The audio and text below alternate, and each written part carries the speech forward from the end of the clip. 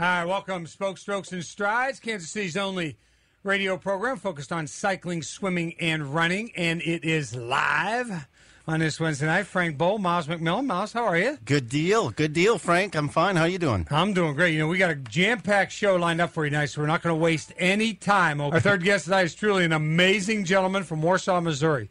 The only thing we're going to tell you about him is that he is the fastest man in the world for what he does.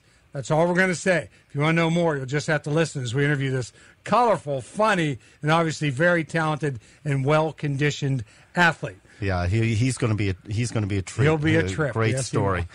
All right, welcome back to Spokes, Strokes, and Strides. Miles McMillan and Frank Bowl here, and on the phone, joining us from Warsaw, Missouri, is Jerry Smartt. To put it simply, Jerry's the fastest 79-year-old guy in the world. Last weekend in Columbia, he won his age division in 1,500 meters at the Missouri State Senior Games. Next month, he'll travel to Sacramento to defend his 5,000 and 10,000-meter titles at the World Championships. Jerry, good evening to you, sir. How are you? Hey, good to hear from you guys. Well, it's really good to hear from you. Talk to us a little bit about when are you going to grow up? Yeah, well, I figure I got another 20 years for sure. Hey, Jerry, this is Miles. You know, I was reading an article about you, and before 5 Hour Energy drink came along, you drank a special drink to help you get ready for a race and get your blood going. What was that? Well, of course, 5 Hour is my main one right now. Right. But before that, you drank something, and I read in a newspaper. Tell us what that was. Well, it might have been Heineken. there was a little whiskey involved too, wasn't there? Oh well, we were training for the 1968 Olympic marathon trials in Colorado, and we ran a lot of miles every day. And for example, we'd run 15 miles before lunch, and then we'd have a couple of whiskeys for lunch, and then run another 15 miles.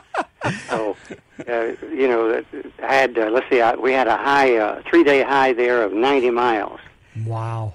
So, a lot of fun stuff. A lot of fun stuff in this running game. Yeah, and I bet you didn't have any joint pain either during those runs with that whiskey. Or you there, didn't know it if you did. No, yeah. That's right. It was we were just on cloud 9 there, buddy. Now, speaking of joint pain, one of the things you attribute to your longevity of running is landing softly on the pavement, right? So not to hurt your knees. What's the secret to that? Well, the U.S. sent a bunch of us to Finland in 1956, and we got hooked up with their Olympic team coach, and he taught us how to land. And we were landing. A lot of us were landing heel first. And he said, "No, you've got to shorten that stride, and so you land on the ball of the foot first, and then the heel touches and push off." See, we kind of we practice that, and it just takes the stress off the knees for one thing. Yeah, Jerry, and we're talking with Jerry Smartt, 79-year-old from Warsaw, Missouri. Folks, you're never too old. This guy's one of the fastest men in the world. He stays active all the time, keeps him sharp both physically and mentally. You know, you're talking about the heel striking. We're all heel strikers until we're talking a little bit about barefoot runners and then runners who are in these new minimalist shoes, which prevents you from being a heel strike runner, and you end up shortening your stride a little bit. You land on a ball of your foot, right. Something that you learned a long time ago. That's right, 1956. Yeah.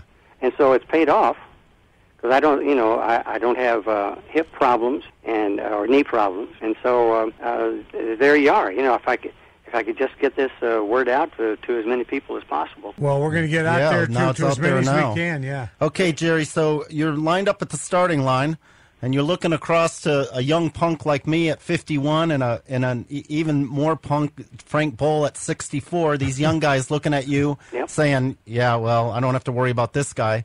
And all of a sudden, you're lapping them on the track. How does that feel? I love it. Yeah, I love to outrun the young guys.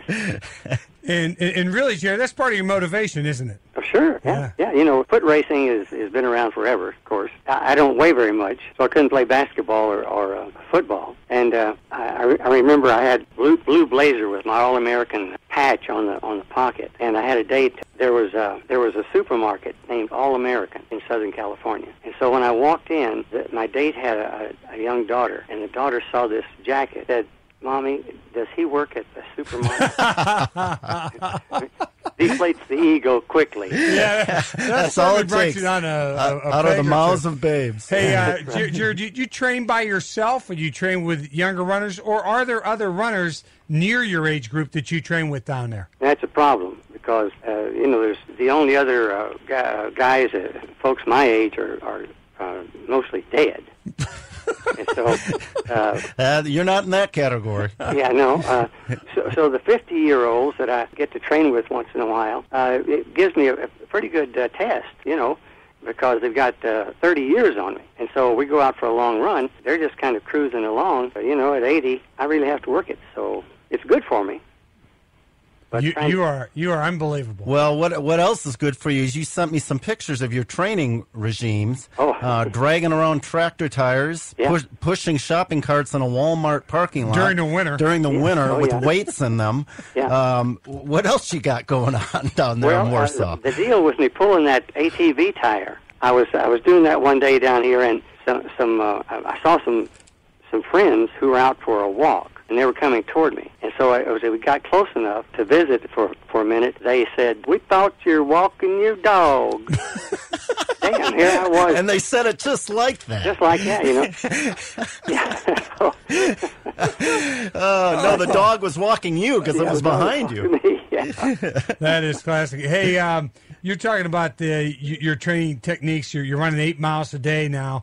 Do you run 7 days a week? Do you take a break at all, or do you just run one pace one day and maybe a slower pace the next? Well, I try to go, let's just say, cross-country pace, which would just be an easy pace one day. And the next day I would do some short repeats at a faster pace. This morning, I'm out twice a day. So this morning, out early, I did repeat 550 yards.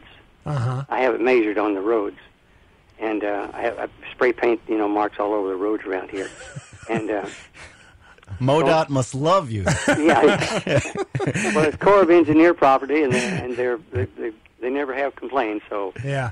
on something like that, I would run the first quarter mile, which would be 440 yards of the 550, at about a 10-minute pace. Mm-hmm. And then that last 110, I really blast it. Right.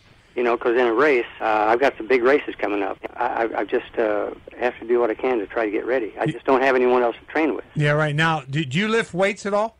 No, I don't. Okay. No. Did you at any time? When I was an elite, back in the 50s, I did some, but it wasn't, at 120 pounds, the guys were lifting me. You're right about that. Place yourself on the barbell stand. That's right. You've been blessed genetically. I know you know that. Oh, yes. And I know, you've been running since you're 15 years old. Most of us, if we had started doing the things that you had done at 15, we'd be having some issues with joint pain, feet, plantar fasciitis, Surgeries, yeah. all kinds of stuff. Yep. And you have avoided most of that. What do you attribute it to besides genetics? Is there anything? Have you ever been injured, seriously injured? Whiskey. Yeah, I know that. That's it. No, no injuries. No, not debilitating injuries. Right. Just like you have no IT band problems. You don't have any ankle problems or arch problems. No. Well, no, the arches went flat in the 50s. So I just just flat feet. That old thing in the Army years ago in the back in the 40s. Yeah. If a guy had flat feet, they didn't take him. And here you are still running at 79. So speaking of the military, you were in Japan with the Air Force, and you paid kids to pace you on their bike. Right. How did you arrange that? Well, I would go out from the main gate and go out for a long run out on the roads there in Japan, and the kids would be out on their bicycles. And so I spoke to some Japanese, and so I would just ask them to go at a certain speed on their bikes, and I would do repeats that way, and then for a couple of 100 yards, and tell them. Then I would tell them to hold, back off, and they would do that. We'd go for mile after mile, just miles and miles. So then when we got to the main gate, they couldn't go in, of course. So I just told them to wait there, and I went to the dorm and got some money and came back and gave them some yen and Japanese money and thanked them and everything. Wow, that's terrific. We're talking with Jerry Smartt from Warsaw, Missouri, 79 years old.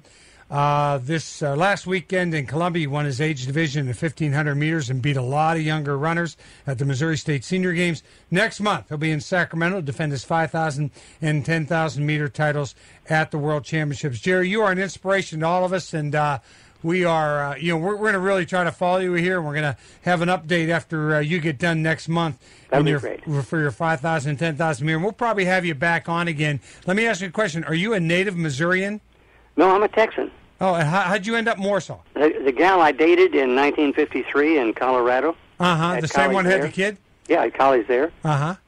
We got back together after 33 years apart. Oh, my gosh, that's an incredible story. Yeah, Does the daughter still think you work at the grocery store? Yeah.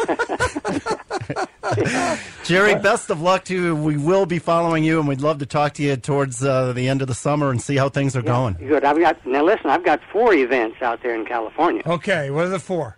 I've got the 5,000, 10,000, 1,500, and 2,000 meter steeplechase. Oh man, steeplechase. So, yeah, it's a rough one. Isn't that when you jump over water? Yeah, you have to go over the hurdles. Is there much of a spread between the 4 events? How many days do you have? Well, it's about a day in between each one. Each one, okay. So all right. That helps a little bit. And then you got time to drag that tire around on those days sure. off. Yeah, that's right. All right. Hey, Jerry, best of luck to you, pal. And thanks so much for joining us. We'll have you back on when you come back home. Appreciate it. Bye-bye. You bet. God bless. You talk about inspiration. I'll tell you Come what, on. I am never waking up thinking I have an ache and pain anymore. 79 years old. Runs twice a day. Unbelievable. 8 miles. 8 time. miles, yep. Wow. That's something else. That's I want to go down to Warsaw and just watch that guy. I want to go down and meet the guy. I want to see him spray paint the highways. Yeah. I'm going to go down and run there. I'm going to run with him. We'll do a first person, right? When he comes back, I'll go down. We'll do it, and we'll do it from. I'll call in. We'll do it from there. How crazy would that be? That'd be great. That'd be great.